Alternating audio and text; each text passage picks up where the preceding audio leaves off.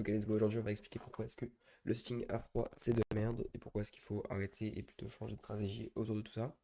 Le sting à froid, c'est la prospection, c'est aller envoyer des DM en masse ou des mails à des personnes qui peuvent être dans notre cible, ou même pas forcément, il y a des personnes qui envoient juste des DM en masse à des personnes qui sont abonnées à des comptes en particulier ou quoi. Et ça, c'est fait.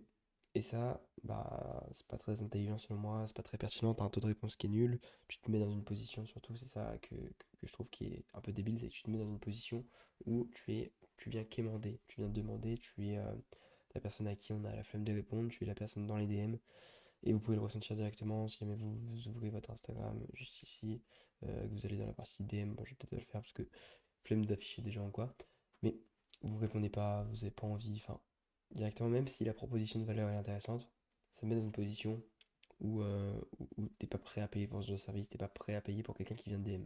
En tout cas, moi, c'est comment je le ressens et c'est comment j'ai eu le feedback de pas mal de personnes. Et même quand je faisais de la prospection, c'était la situation dans laquelle je me mettais concrètement. Alors que il existe la possibilité de faire d'autres choses. Du sitting warm, donc avec des personnes qui sont tièdes, ou soit tu fais du setting warm, soit tu fais de l'outreach prospection froid. Et moi, ce que je privilégie, c'est justement faire du setting warm. Ou juste acquérir des leads en inbound, donc des personnes qui viennent directement de ton contenu ou de la recommandation, même si c'est pas un canal sur lequel on va se fier, mais surtout du contenu. Et donc, ce qui est bien avec la prospection, le seul point positif, c'est qu'au début, c'est facile à faire. C'est le premier point de contact que tu vas pouvoir avoir avec les gens. Tu vas envoyer 1000 DM, t'as pas besoin de créer du contenu, t'as pas besoin d'allumer une caméra, t'as pas besoin d'avoir de connaissances. T'as juste à envoyer un bon DM, ce qui est pas si compliqué à faire en soi. Faut que ce soit bien personnalisé, faut que ce soit facile de donner de la valeur, faut que tu donnes de la valeur ou quoi. Donc, c'est intéressant au début pour faire les choses qui ne scalent pas, ok? Donc, pour t'amener à aller 3 4 5 6 7 8 cas par mois, c'est intéressant évidemment. C'est trop simple, c'est la facilité honnêtement.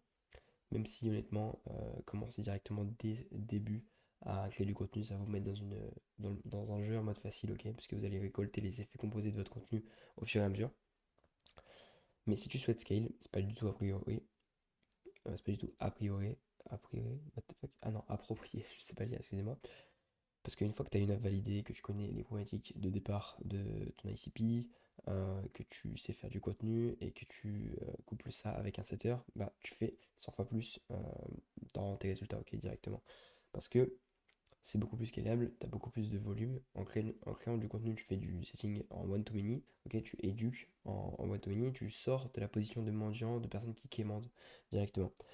Là, quand je fais une vidéo, c'est vous qui regardez, c'est moi qui parle. En fait, je me mets dans la place de l'expert directement, même si dans les faits, tu peux donner autant de valeur en DM que dans une vidéo YouTube. Mais la forme change beaucoup sur ce point-là. Et de plus, le volume de personnes que tu vas pouvoir toucher est bien plus important. Tu vas pouvoir dormir et avoir des vues qui continuent de tourner. Là, si jamais on va directement dans le YouTube Studio, moi je vous montre les coulisses, j'en ai un peu rien à foutre. Mais il y a des vues qui sont faites en direct sur ma chaîne YouTube, je sais pas combien il y en a. Il y a ma vidéo qui apparaît sur mon autre chaîne. Bam, bam, bam, bam, bam. On va aller juste ici alors. Là, actuellement, Go Video Analytics, Reach. Non, ici plutôt. Là, vous voyez qu'il y a des vues qui sont en train de faire à chaque fois que je vous parle. Bam. 6h52, il est quelle heure? Il est 19h10. Et on était à 3108, là on a 3141. Donc en 20 minutes, il y a 40 personnes qui sont tombées sur ma vidéo. 40 personnes que j'aurais dû prospecter, j'aurais dû créer un message, l'écrire à 40 personnes. Ça m'aurait pris du temps. Là, j'ai rien fait, j'ai tourné le contenu une fois, je l'ai posté une fois, et il y a des personnes qui vont tomber sur mes vidéos jusqu'à la fin. Sinon, on va sur une vidéo qui date vraiment. Ok, vous allez voir, c'est impressionnant, c'est absolument fou. Là, je vous montre tout parce que aucune gêne avec ça, et que c'est important en fait. Vous allez sur cette vidéo-là qui date littéralement d'il y a 78 jours. Je l'ai créée une fois, encore une fois. Aujourd'hui, elle a fait Ok, elle a fait de 18 934, donc ça c'était le janvier 5, on est janvier 6, à 19 080, donc plus 150 vues. Ok, 150 personnes que j'aurais dû prospecter encore une fois, mais qui sont simplement tombées sur un contenu. Et donc c'est pour ça que c'est beaucoup plus scalable et qu'il y aura beaucoup plus de résultats. Si même on va directement dans mon calendrier, là j'ai un appel qui est booké juste tout à l'heure, je vais vous montrer encore une fois. Full net, bam, meetings, bam, le meeting qui arrive là ce soir. Il vient d'où? Il vient de UTM Campagne Podcast Hamza. Donc il vient du lien de mon podcast que j'ai posté hier. Et ça, c'est quelqu'un que je connais absolument pas. Que j'ai pas. Putain, je mets le contact, j'en ai rien à foutre. Vous n'allez pas lui envoyer de message ou quoi, c'est mon prospect, d'accord? C'est quelqu'un que je ne connais absolument pas. que je n'ai pas reach en DM, que je n'ai rien eu à faire. Et là, je vais pouvoir lui envoyer justement un message parce que je récupère toutes les informations dans le petit formulaire que je mets sur Calendly. Je sais exactement d'où proviennent mes leads, je sais à quel point il est chaud. Là, je vais essayer de réchauffer le prospect sur WhatsApp directement, empêcher le no-show via différentes stratégies. Et tout ça, c'est possible parce que je crée du contenu et que du coup, j'ai du temps sur les autres pôles. Ok?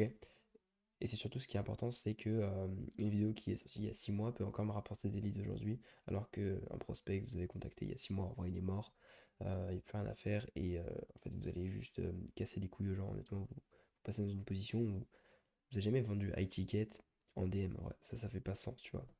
Évidemment, ça va être possible si jamais la personne c'est exactement le problème que vous ciblez. Si vous ciblez très très bien votre prospection, ouais, ça peut être intéressant, mais c'est pas scalable encore une fois, donc je vous dirais à tous de commencer à créer du contenu. Et si vous voulez créer le bon contenu, créer le contenu de la bonne manière, et notamment par du format long, n'hésitez pas à réserver un appel directement dans la description, ce sera avec moi. On pourra parler de tout ça et voir exactement comment ça peut s'adapter dans votre marché, pour votre cible, etc. Ok? En tout cas, merci beaucoup de m'avoir écouté. Et puis, abonnez-vous, c'est très important. Je poste une vidéo par jour d'ailleurs.